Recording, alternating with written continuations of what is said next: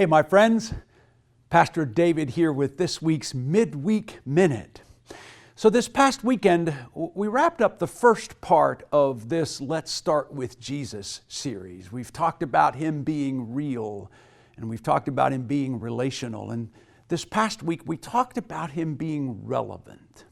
And that word really means appropriate or important to whatever the matter is at hand.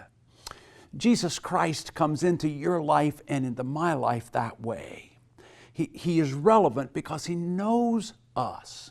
He knows where we are, and He's right there in the thick of it with us. We talked a lot about that this past weekend, when it feels like life is tearing you apart in some way. Jesus is there with you in the thick of it. When you're wrestling with temptations about something, tempted to maybe take the easy way out rather than the way of God, Jesus is right there with you in the thick of it. That's this relevant Jesus.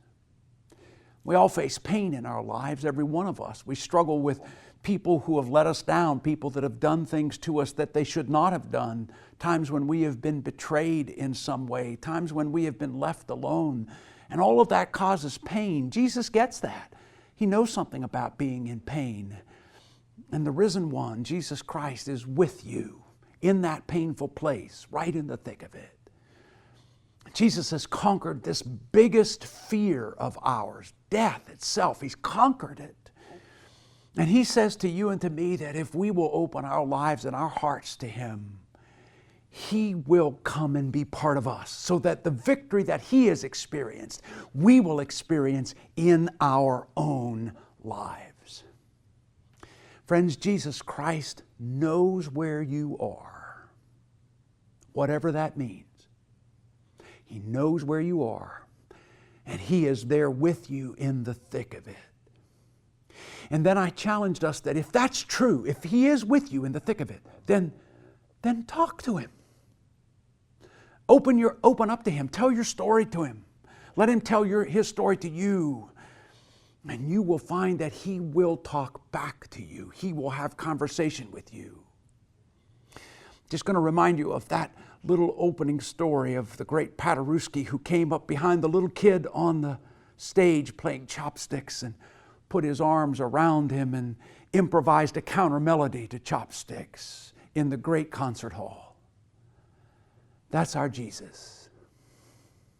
That's our Jesus. When you can't see the bright side, He'll sit with you in the dark. Thanks be to God. So the next couple of weeks, I'm going to be enjoying a little R&R.